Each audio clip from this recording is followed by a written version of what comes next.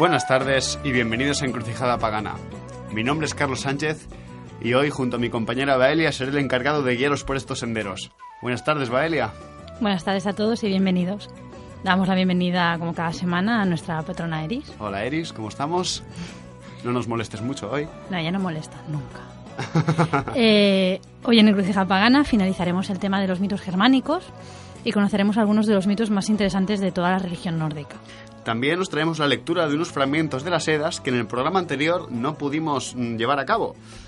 Y en la segunda parte del programa vamos a hablar de la Noche de las Madres, que es una tradición nórdica perteneciente a estas fechas, y de las figuras de Holda y Persta. Y pues nada, Baelia, ¿estás lista para empezar? Lista. Pues así que, querido público, acomodaos y continuad escuchando, que estas son las palabras dedicadas a todos vosotros de dos paganos en su peculiar cruce de caminos. Empieza la aventura.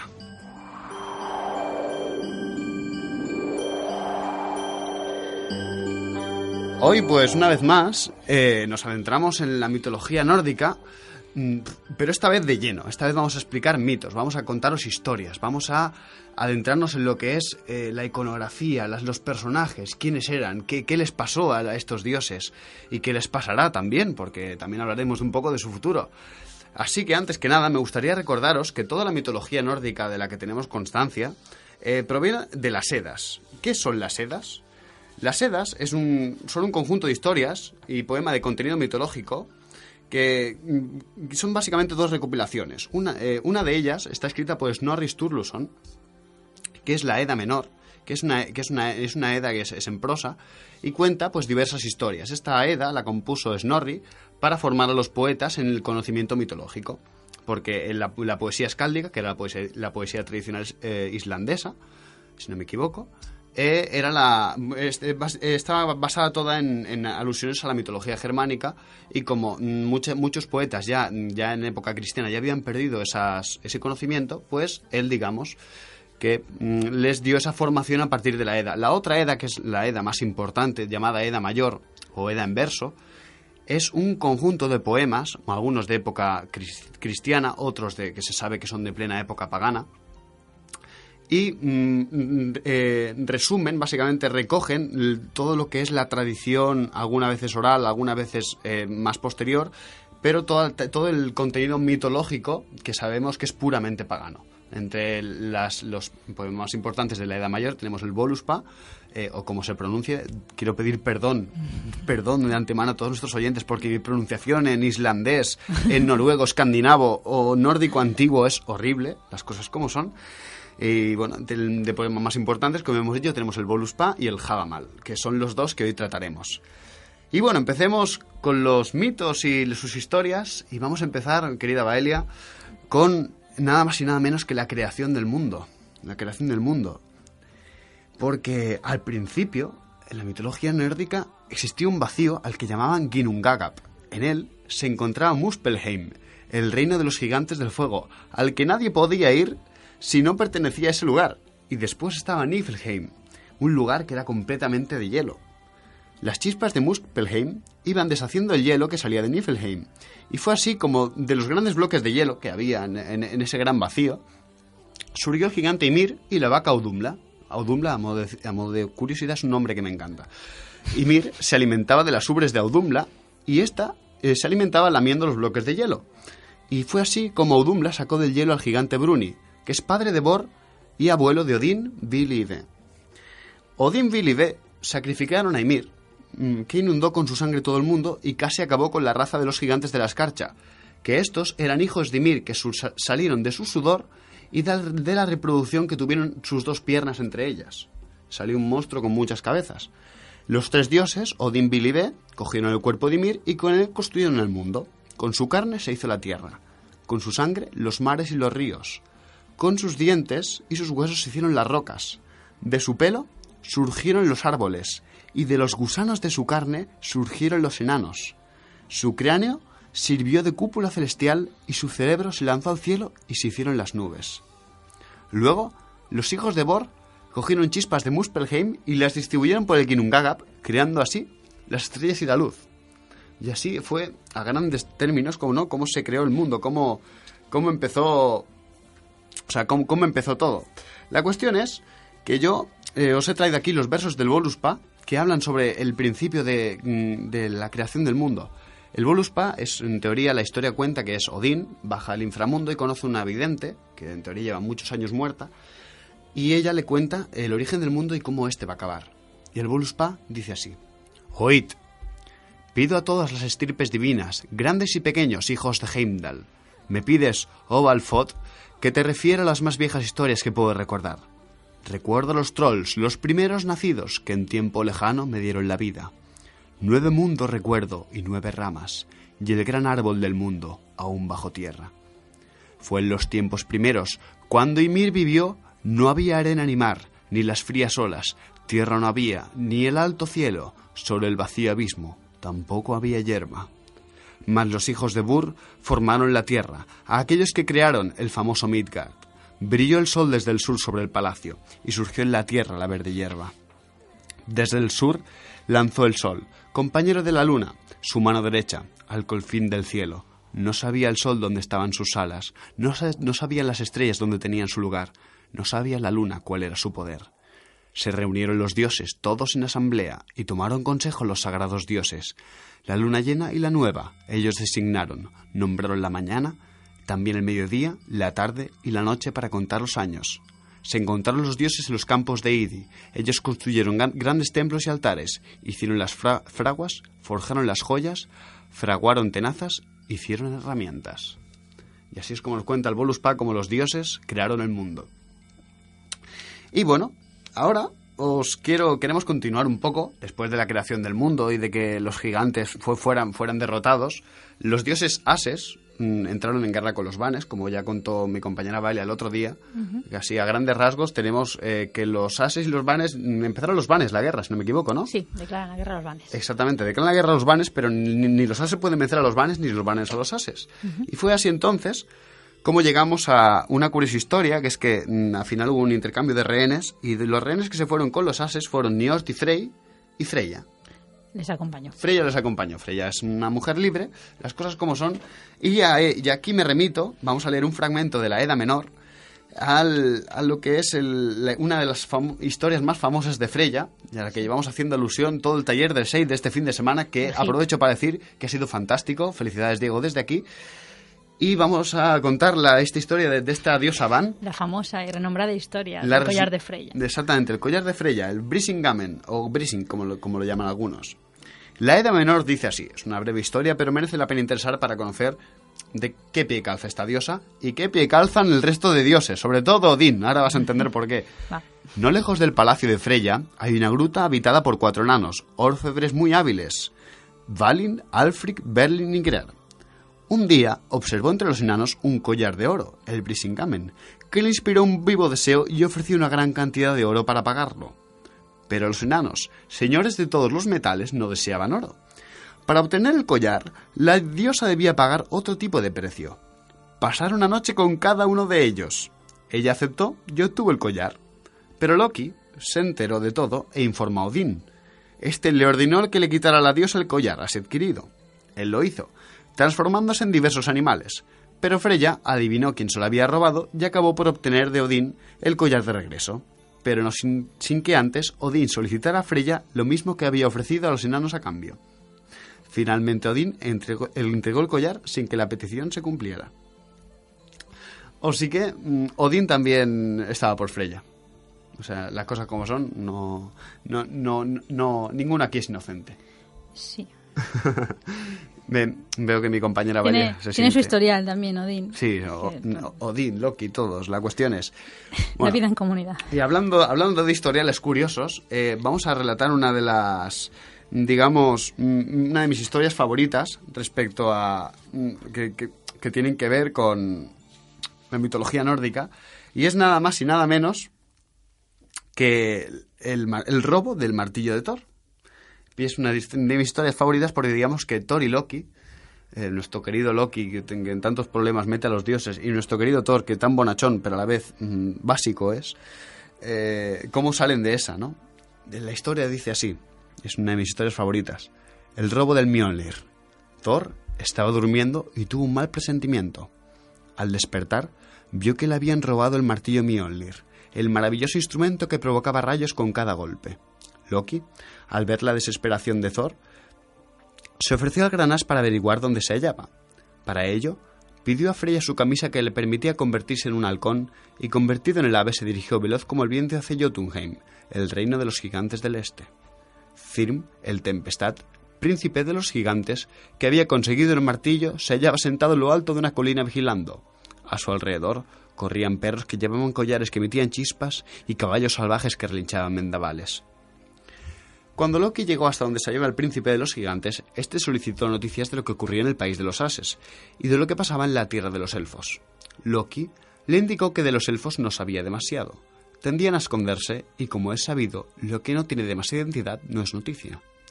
Referente a los ases, mal iba la cosa, reconoció Loki, porque alguien había hurtado el martillo de Thor, y era notorio que en él se fundamentaba la fuerza del reino de los dioses. La sonrisa socarrona de Thrym, el Tempestad, le delató. Por otra parte, Loki siempre había sospechado del gigante. Era bien sabido que besaba los vientos por la bella Freya y haría cualquier cosa por tenerla a su lado. ¡Ay, pobrecito! Loki negoció y Thrym aseguró que otorgaría el martillo como regalo de boda a Freya para que ella lo entregase según su deseo. Cuando Loki regresó al país de los ases y expuso lo tratado, hubo un gran revuelo. La diosa se indignó tanto que se arrancó velos, joyas y collares, menos el Brisingamen, suponemos. Por su parte, los dioses se reunieron en el consejo y Heimdall, el guardián del Bifrost, el puente que conduce a los cielos, sugirió que podrían engañar a Thrym y que Thor, sin duda, podría conseguir su martillo si se presentaba disfrazado de mujer, con velo cubriendo su rostro y haciéndose pasar por la diosa. Al principio, el gran dios rechazó la idea, pero esta, que no era del todo mala, fue calando en el ánimo de los dioses. Las palabras de Loki fueron decisivas. Si los ases no recuperaban el martillo, los gigantes pronto los expulsarían de Asgard, por lo que la causa merecía la pena superar remilgos, las cosas como son. Y hete aquí, pues al dios Thor, con velos nupciales y adornado como una novia a punto de casarse. Loki no se quedó atrás y se disfrazó de dama de honor para acompañar al dios. No puede describirse la satisfacción del gigantón Thrym al ver a la que creía iba a ser su prometida. Thor iba cubierto de velos como se estilaba y parecía una gran señora. El banquete que Thrym había ordenado preparar para su novia. Thor se sentó con él y quedó sorprendido al ver cómo la novia engullía y vacía platos y tinajas enteras. Thrym, que jamás había visto comer de aquel modo a una mujer, frunció el entrecejo. Loki, con voz aflautada, le dijo al príncipe de los gigantes que su prometida había pasado 8 días sin probar bocado, desganada por el anhelo de hallarse junto a su prometido. Thrym aceptó esto, pues le halagaba. Cuando Thrym quiso dar el primer beso a su prometida y le elevó un poco el velo, retrocedió asustado al ver que aquellos ojazos que resplandecían como crisoles le daban miedo. Loki se apresuró a indicar a Thrym que su señora había permanecido 8 noches sin poder pegar ojo por el deseo de llegar a Jotunheim. Fue entonces cuando la hermana de Thrym solicitó un don de la novia y Loki indicó que, en el país del que procedían, era costumbre ofrecer primero un don a esta. Thrym mandó que entregase la prometida del martillo como obsequio matrimonial. Y así, cuando Thor obtuvo el martillo a su alcance, lo agarró con fuerza, apartó los velos y aniquiló a martillazos a Thrym. Y fue tal el enojo de Thor que no se detuvo hasta que arrasó con casi todo Jotunheim. Qué decepción. Pobre Thrym. Sí, la verdad es que esperarte una novia y encontrarte a Thor cabreado y con su barba, sus besitos no debían ser agradables. A modo de curiosidad, ¿no? Vemos aquí como dos dioses se travisten. Una cosa que como hemos visto, era bastante común bastante común. Era común en el sentido de... Lo que pasa que está el tema de la masculinización de tradiciones, digamos, más femeninas. Más femeninas, sí. Vale, hay una masculinización del chamanismo, de la magia. Los chamanes muchas veces van vestidos con objetos femeninos, mujeres, tocados, sí. Incluso ropas. Y esto tiene un reflejo en los mitos. De la misma manera que no te lo he comentado antes, la historia de cómo Freya recupera el collar, aparte de que es un hito entre las personas que les gusta la mitología nórdica, también tiene un vínculo funerario. Se ha encontrado con algunos tipos de entierro, pues una relación parecida de varios hombres y una mujer en un tipo de entierros determinados. Pues muchas gracias, la verdad, es muy interesante. Y ahora, pues, vamos a concluir esta sección con un mito que la verdad es de los más profundos, que hemos aquí resumido mucho las cosas como son, porque es un mito muy largo, y y terminaremos con unas palabras del Voluspa y del Javamal. Ese mito es un mito trágico, ya de divertido tiene poco, es la muerte de Baldur, o también llamado Balder, que era hijo de Odín y Frigga y era considerado el más bello y benévolo de todos los ases. Balder era amado por todos por su gentilidad, belleza y amabilidad. Todos lo amaban excepto uno. A ver si adivinas quién. Loki. Un día Balder empezó a tener unas terribles pesadillas, por lo que Odín, para conocer el motivo de estas, decidió viajar a lomos de Sleipnir, su caballo de 8 patas, hasta el Niflheim, en busca de Vala, una divina que le revelaría el destino del joven Balder. Una vez en Niflheim, Odín interrogó a la maga que se negaba a hablar, hasta que finalmente le dijo que Balder estaba destinado a morir y que lo haría a manos de su hermano Hodur, y que la venganza de esta muerte la llevaría a cabo Vali, un hijo que Odín tendría con Rinda. Odín regresó a Asgard y reunió a todos los dioses para informarles de lo que había revelado Vala. Tras contar las palabras de la divina, los dioses decidieron hacer un ritual para proteger a Baldur. En el ritual, Frigga invocó a todas las cosas vivas e inanimadas para que juraran que jamás causarían daño al bien amado Baldur. Una vez terminado el conjuro, todos los dioses se reunieron en torno a Balder para comprobar que efectivamente nada podía dañarle, arrojándole todo tipo de objetos. Así que Loki mantenía su desprecio a Balder, por lo que, disfrazado de viejecitas, se dirigió a Frigga para preguntar qué estaban haciendo los dioses. Frigga contestó que se estaban asegurando que nada, absolutamente nada, podía dañar a Balder. La viejecita insistió y preguntó si todas, absolutamente todas las cosas habían hecho la promesa, a lo que la descuidada Frigga contestó que no, que solo había una pequeña planta joven, el muérdago, que no había prometido dañar a Balder. Una vez Loki supo el fallo del ritual, se dirigió rápidamente a coger una ramita de muérdago y se dirigió donde estaban los dioses. El astuto dios se acercó al ciego Hodur, que nada tenía que lanzarle a Balder, y le ofreció la ramita de muérdago para que la lanzara. Y Hodur tiró la ramita hacia Balder, que atravesó a Balder hiriéndolo de muerte. Todos los dioses se conmocionaron y lloraron la pérdida del amable Balder, lamentándose que el más bello y bueno de todos los dioses se había marchado. Fue tal su pena que, después del entierro de Balder, decidieron irlo a buscar a la tierra de los muertos. Hermodur, hijo de Odín, se ofreció voluntario para tal tarea y viajó hasta Niflheim. Una vez allí, Hermodur imploró a Hel que dejara volver a Balder al mundo de los vivos, a lo que la terrible señora de las profundidades le contestó que solo accedería si todas, absolutamente todas las criaturas del mundo lloraban su pérdida. Hermodur salió de Niflheim anunciando la muerte de Balder y viajando por todos los mundos, y todas las criaturas existentes estallaron en lágrimas al saber de la terrible pérdida, excepto una malvada gigante llamada Thok, que algunos aseguran que era el mismo Loki disfrazado. Tras ver fracasado su cometido, Hermodur regresó a Asgard, y Odín fue a seducir a Rinda, hija del rey de los Rutenos, un pueblo galo de Aquitania. Tras seducirla con muchas dificultades, nació Vali, que vengó a Baldur matando a Hodur. Y así fue como más adelante, sin querer, o sin querer evitarlo, Loki delató que había sido él quien planeó la muerte del bien amado, por lo que los dioses le ataron a una roca con una serpiente, derramando veneno en su cara hasta el día del Ragnarok. Ese día Loki se liberará y comenzará el principio del fin.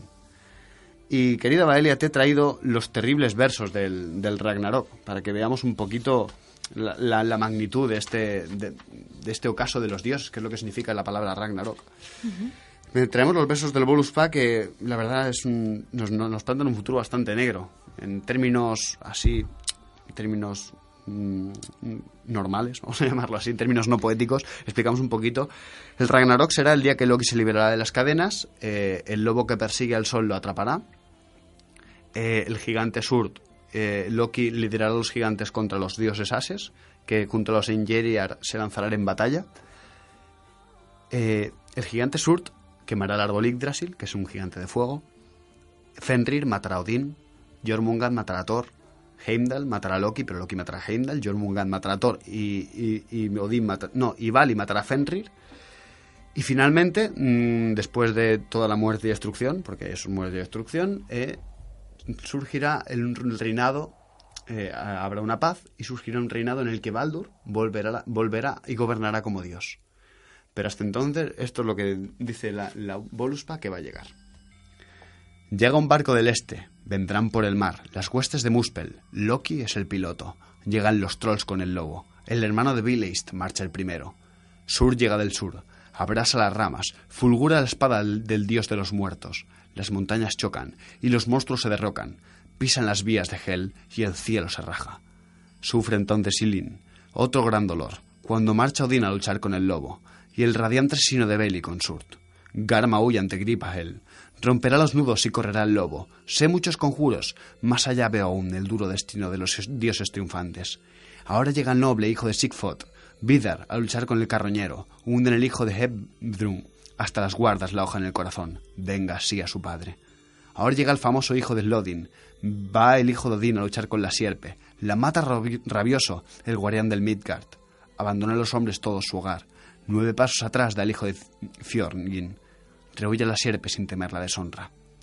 El sol se oscurece, se hunde la tierra en el mar, se agitan del cielo las brillantes estrellas, surge vapor furioso, el fuego se alza y llega el calor hasta el mismo cielo. Garma huye ante Gripahel, romperá los nudos y correrá el lobo, sé muchos conjuros, más allá veo aún el duro destino de los dioses triunfantes. Y así, esta es una de las escenas duras del Ragnarok, como el mundo, damas y caballeros, queridos oyentes, tarde o temprano, digamos que llegará a su fin. Y ahora, un momento, por favor, Aelia. Tengo que anunciarte que, para acabar mi sección, voy a leerte del discurso del Altísimo, que es el Javamal, un fragmento, si lo encuentro las cosas como son. Un momento, por favor, queridos oyentes, esto a veces pasa en el directo. Pues nada, no, queridos oyentes, temo decir que no tengo el fragmento de Javamal, así que pasaremos a la siguiente. ¿No te lo sabes de memoria? No me lo sé de memoria. Dice, pero dicen que todos los umbrales antes de avanzar deben mirarse, deben vigilarse, pues nunca saben qué enemigos se sienten esperando en los bancos, dice el primer verso del Javamal. Así que, bueno, queridos oyentes, también hay que decir que se me acaba el tiempo, así que pasaremos a un breve descanso musical y luego traemos la sección de Baelia, que sin duda mucho promete, con la historia de Hodla, Perchta y la noche de las madres. Así que, hasta ahora.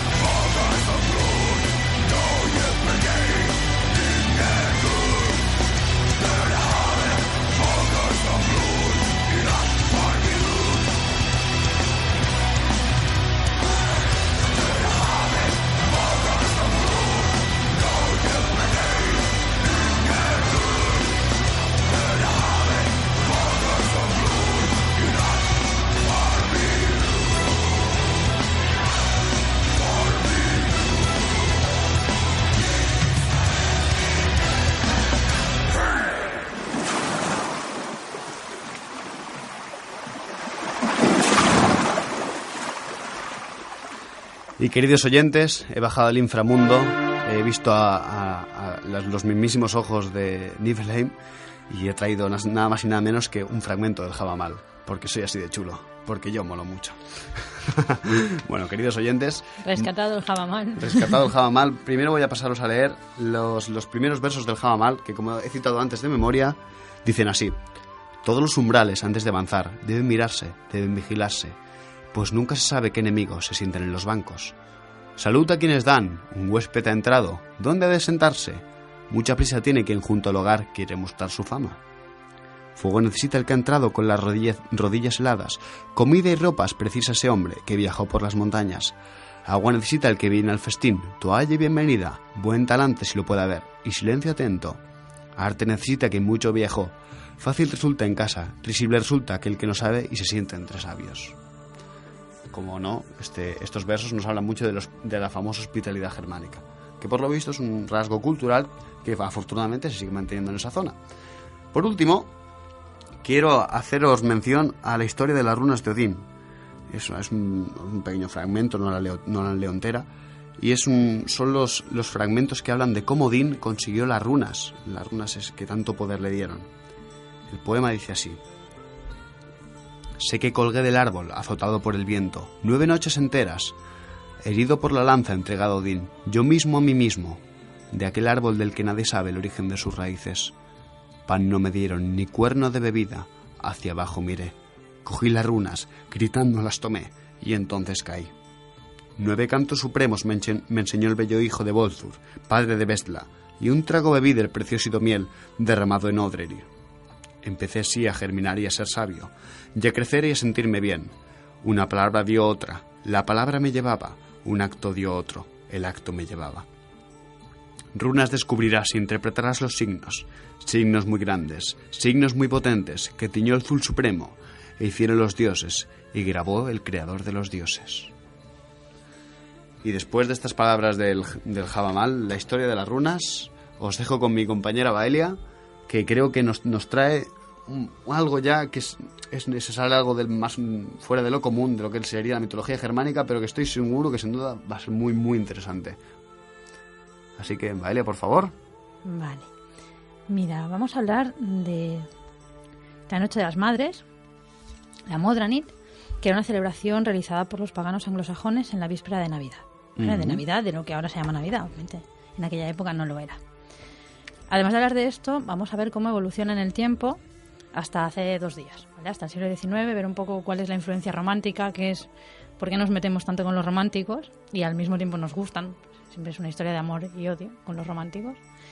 Y cómo algunas tradiciones perduran incluso hasta hoy en día. Entonces hablaremos primero de la Noche de las Madres, luego de las figuras de Holda y Persta. Pues como te decía, la Modranit era una celebración realizada por los paganos anglosajones en las vísperas del...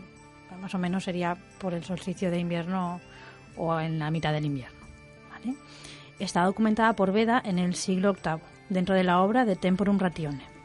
Los investigadores han propuesto conexiones entre la Noche de las Madres y otros ritos documentados entre otros pueblos germánicos, específicamente aquellos que implicaban a las Dísis, las que hablamos en los anteriores programas, ¿no? Estas divinidades o seres femeninos a los que se rendía culto en colectivo, que también recibían el nombre de matres o matronae, y se adoraban entre germánicos y célticos.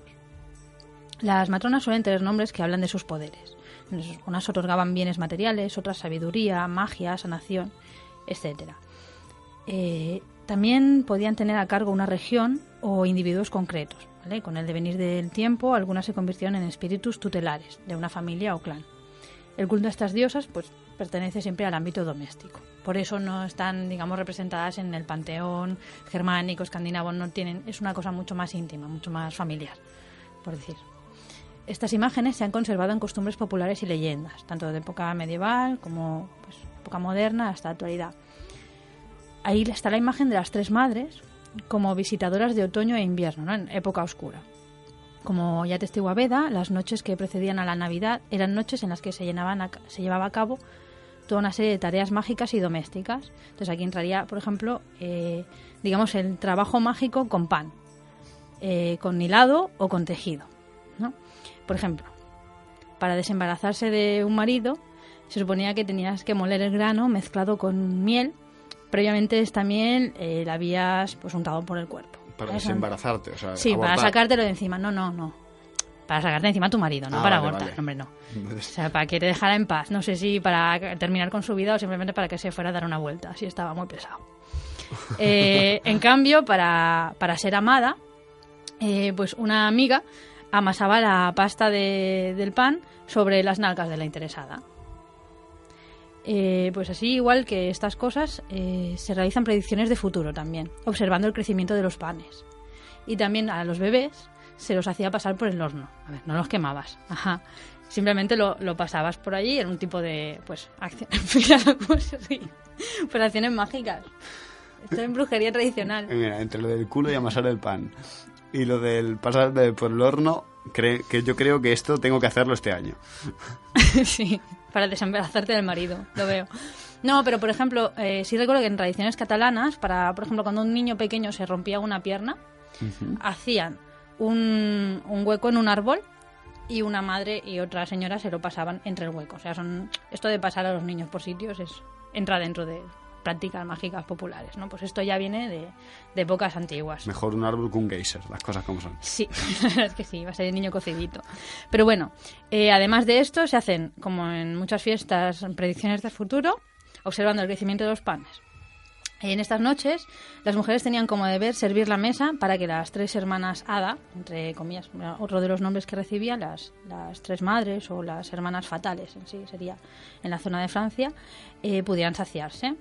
Recibían también los nombres, estas 3 entidades, digamos que iban juntas, recibían el nombre de Persten, que significa luminosas. Y también se las llamaba grandes consejeras. En el área del Rin, estas mujeres podían conceder dones a los bebés, especialmente el de transformación. Hablamos esto al hablar de la caza salvaje. Es posible que estas características de sabiduría, de poder conceder dones y de que vayan en un grupo de 3, se haya trasladado hacia lo que hoy conocemos como los magos de Oriente, que en principio en principio eran en número indefinido y que bueno, pues hoy en día hablas de los 3 reyes magos, tienen nombre y todo, pero en un origen no era así. Y esto era un poquito lo que comentábamos antes, ¿no? Que en el ámbito germánico hay una masculinización de muchas figuras que originalmente eran femeninas, ¿vale? La imagen de las visitadoras nocturnas perdura en relatos y cuentos hasta la actualidad. Seguramente la más famosa sea la historia de Frau Holl, que se considera un poco un espíritu familiar y es la encargada de vigilar pues que las chicas, las niñas y las chicas jóvenes pues son disciplinadas en sus tareas, en las tareas del hogar. En ciertas épocas del año, pero especialmente en Navidad, la señora Holl deja su marisma para hacer la visita. Entonces va allí a ver cómo se está trabajando y castiga la pereza o la negligencia, o si se ha hecho bien el trabajo, pues premia este esfuerzo y el buen hacer. La historia más famosa de Holda fue recogida por los hermanos Grimm, ¿vale? Y tiene el nombre, el cuento, pues se llama Madre Nieve. En esta historia se cuenta que una madre tuvo 2 hijas, la mayor era mimada y vaga, ¿no? Un poco ociosa, y la más chica, la más joven, pues trabajaba mucho, era muy aplicada y tal. Entonces, cada día la chica pequeña, pues que estaba así como un poco maltratada, era un poco estilo Cenicienta, esto. No la tenían así un poco abandonada de la vida. Se está al lado del pozo hilando, que este es un detalle importante. Se pincha con ¿cómo se llama? El uso. La rueca. Sí, es como la bella durmiente. Se pincha, le cae un poquito de sangre y se le cae el uso al pozo. Entonces, cuando ella baja por el pozo como a intentarlo buscar, cae por allí y va a otro mundo, que es el mundo donde está pues, Frau Holl. Allí pues tiene un recorrido de estos que un árbol le pide cosas, un no sé qué, y ella hace caso a todo el mundo, llega al final a la casa de la señora Holda, pues bueno, en la historia es Frau Holl, y se queda allí como su sirvienta. Y entonces hace las tareas del hogar así disciplinadamente, todo muy bien. Cuando lleva un tiempo dice, oye, mi madre me trataba mal, pero yo la echo de menos. ¿Puedo volver? Y la Frau Holl le dice, sí, vuelve, y le da una recompensa. Es un cuento que hemos visto repetido miles de veces, ¿no? Con otros personajes. Regresa con su recompensa, oro, dinero, no sé qué. La madre lo ve y decide enviar a la hermana mayor, digamos, a la mimada. Como es una mimada, cuando llega allí, sí, hace todo el recorrido, pero lo hace un poco todo mal. Y cuando está allí con Franjol, pues ella lo que hace, como es una vaga, es castigarla y la devuelve. O sea, este es el cuento de Madre Nieve, ¿no? Es una historia que pues, hay otras... O sea, como que tiene elementos de diferentes cuentos populares y que en sí, con la misma estructura, también la habremos escuchado por ahí, con otros personajes. En fin, ya en el siglo XIX se veía en esta figura de la Madre Nieve o de Franjol el devenir de las antiguas diosas Frigg, que es la esposa de Odín, o Erza, que es la Madre Tierra y Madre de Thor. Por ejemplo, hay un autor del siglo XIX, que es Xavier Boniface, no sé cómo se pronuncia, Santine,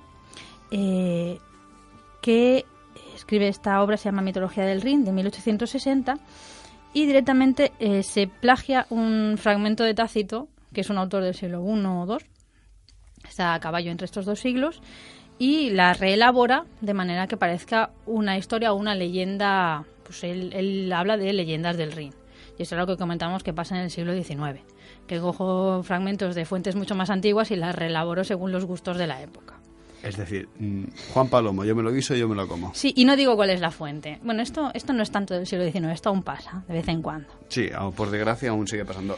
Damas y caballeros, desde Encrucijada Pagana, micro reflexión, queremos decir, citar las fuentes.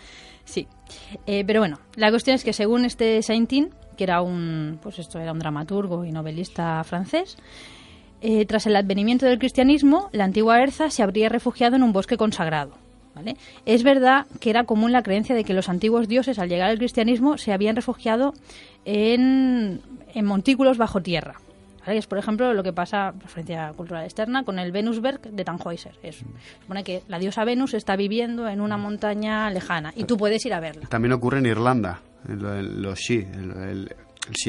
Se cree que los dioses viven debajo de la tierra, los antiguos dioses, precisamente. Ahí sigue pasando en todo. Pero eso es una creencia pagana. No se sabe. No? Vale. No se sabe. Pues en Alemania es posterior. Bueno, en la zona esta donde estaban los pueblos germánicos es posterior. En Irlanda se supone que es una cristianización también, porque se cree que los dioses pasan a ser algo más feérico. Pasa lo mismo también. Pues aquí, pues según este autor, la diosa Erza permanecerá allí debajo del túmulo, o a veces es una isla, unas marismas, hasta que un sacerdote del antiguo culto, entre comillas, propicie su regreso.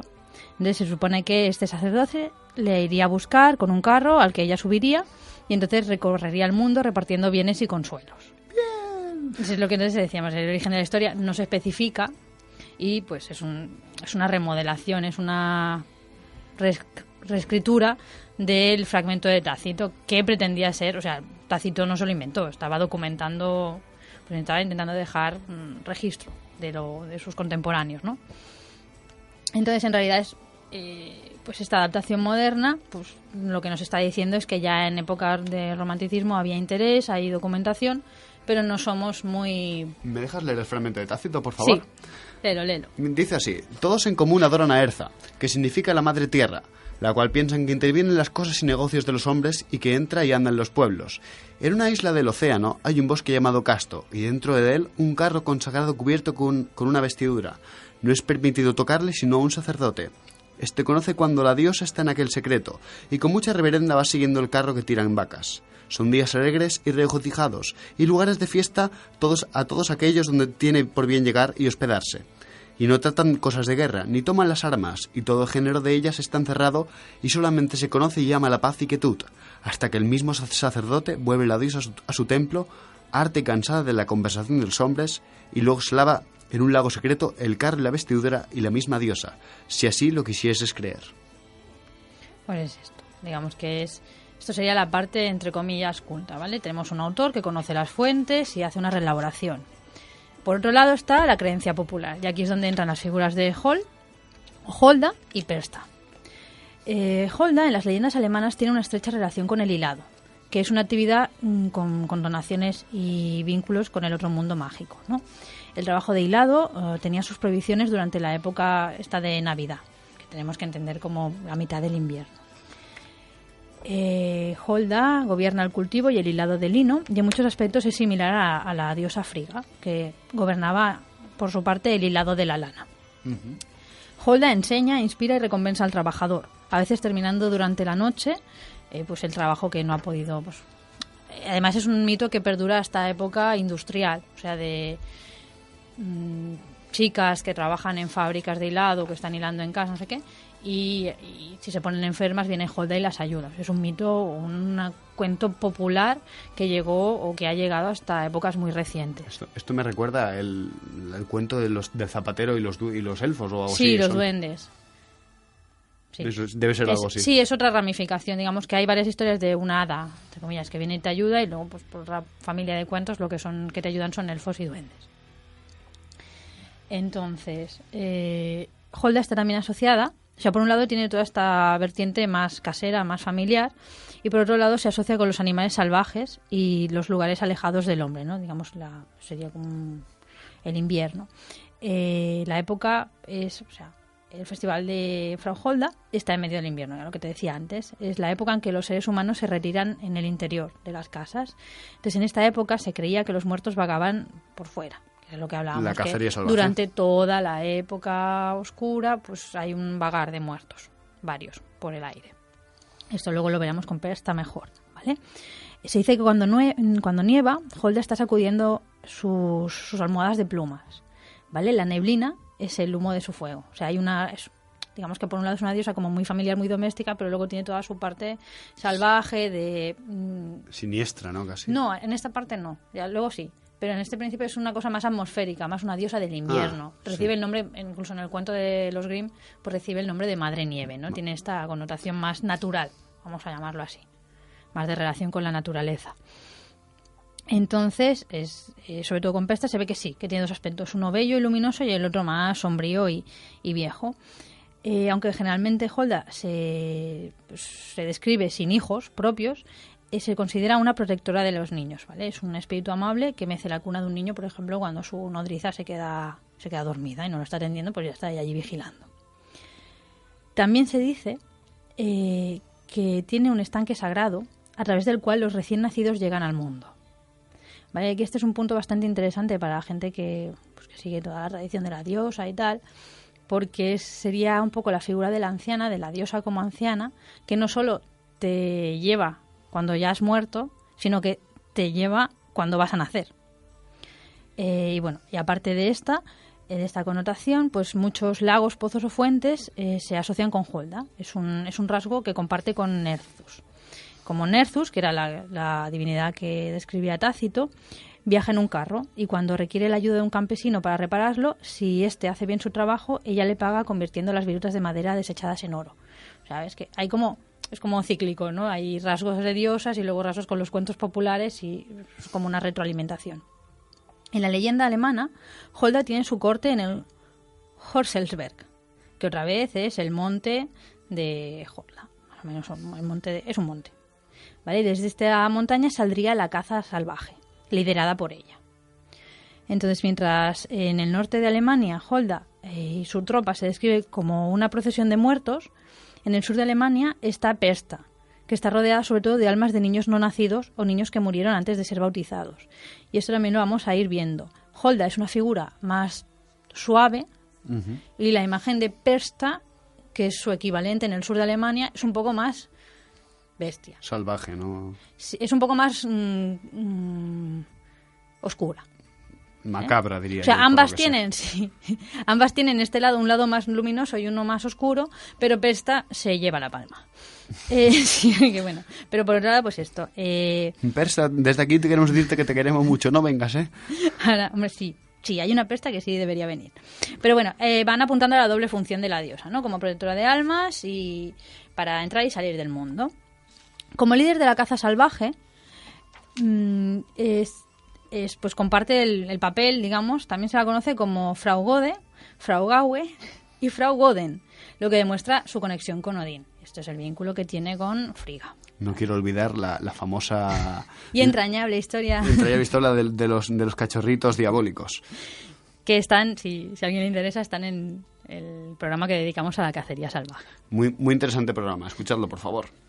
Vale, entonces también hay costumbres agrícolas de esta región que conservan reliquias de la religión pagana, ¿vale? Por ejemplo, al cortar el centeno, los aldeanos dejan algunos tallos de pie, ¿vale? Y a veces hasta incluso les ponen flores. Cuando han terminado con su trabajo, se reúnen alrededor y pues se lo dedican, digamos, a esta imagen. A lo mejor ya no está considerada como una diosa, pero sí una especie de benefactora, una entidad incluso, ya aunque sea una cosa cultural, pero ahí está, ¿no? En otras regiones dejan un montón de mieses, ¿no? Un montón de lo que han recolectado en cada campo que trabajan, y a esta parte le llaman la parte de Frau Gode, o sea, está reservado. Y otra vez, pues el nombre de Gawain conecta la figura con Odín. Holda está muy ligada a las brujas y también al vuelo de las brujas. Entonces, en documentos canónicos y eclesiásticos la encontramos como sinónimo de Diana, de Herodiade, de Berza, de Riquela y de Abundia. O sea, nombres que son comunes al hablar de la líder de la caza salvaje o de la líder del vuelo de las brujas. En un documento de 1468, por ejemplo, se dice, entre comillas, Diana, que se conoce comúnmente como Frau Perch, tiene la costumbre de pasear por la noche con una gran cantidad de mujeres, ¿no? Hay esta asociación continua también entre el mundo oculto y el mundo popular, de creencias populares. Una fábula del siglo XVI sigue hablando del ejército de mujeres con hoces en la mano enviado por Frau Hulda. ¿Vale? En el siglo XVII, un tal Thomas Reinesius habla de Guerra del Boegland y su grupo de Ménades. Y aquí ya estaríamos cuando las figuras que antes habían sido diosas se convierten o bien en hadas o bien en personas de la nobleza y perduran. Digamos, el mito tiene sus ecos. Incluso en 1630 un hombre fue condenado en un juicio por brujería en Hesse por haber viajado en la caza salvaje de Frau Holda. En el sur de Alemania, como comentábamos antes, encontramos a Persta o Berta, nuevamente vinculada con Erza o con Nerzus, ¿no? También es conocida como una diosa del tejido hilado y líder de la caza salvaje. En muchas descripciones antiguas, Berza tenía un pie grande, a veces llamado pata de ganso o pie de cisne. ¿Vale? Esto podía significar su capacidad de cambiar a forma animal, pero también la vincula con diosas como Frigga o Freya, que ambas tenían la capacidad de transformarse, sobre todo en ave. Creo que en halcón y en cisne, ¿verdad? Por ejemplo, Loki, cuando lo que he contado, Loki cuando se dirige al Jotunheim para ver quién había robado el martillo de Thor, le pide a Freya su capa para convertirse en halcón. Pues esto. Entonces, ya más cercanos a la actualidad, en el folclore de Baviera y de Austria, se decía que Persta paseaba por el campo en pleno invierno y entraba en los hogares en los 12 días entre la Navidad y la Epifanía, que es la Noche de Reyes. Entonces ella, Persta, sabía si los niños y jóvenes sirvientes se habían portado bien y trabajado duro todo el año. Si lo habían hecho, les podía dar una pequeña moneda de plata al día siguiente. Despiertas y dan cuentas. Pero, si lo habían hecho mal, chan, chan, chan, chan. les podía abrir el vientre, sacar el estómago y las tripas y rellenar el agujero con paja y piedras. Por eso te decía que tiene una vertiente mucho más oscura que Holda. Eso es una mala digestión y lo demás son tonterías. No, eso es que si te dicen esto, haces el trabajo sí o sí. Sí, normal. Entonces, algunas tradiciones precristianas relacionadas con Holda o Persta han sobrevivido a los tiempos modernos. Durante el periodo de Navidad, en las regiones alpinas de Alemania, Austria y el norte de Suiza, se siguen realizando procesiones de máscaras salvajes, simulando la caza salvaje liderada por Persta. La palabra Persten es plural para Persta y se ha convertido en el nombre de su séquito, así como el nombre de las máscaras de animales usadas en desfiles y festivales en las regiones montañosas de Austria. En el siglo XVI, la Persten, el séquito de Persta, tomó dos formas. Algunos de sus seguidores son hermosos y brillantes y se los conoce como la Persten hermosa, ¿vale? Estos vienen durante las 12 noches, estas que van entre la noche de Navidad y el Día de Reyes, y llevan suerte y riqueza a las personas. La otra forma es la Persten fea, por decirlo, que va con máscaras que llevan colmillos y colas de caballo y su función es expulsar a los demonios y a los fantasmas.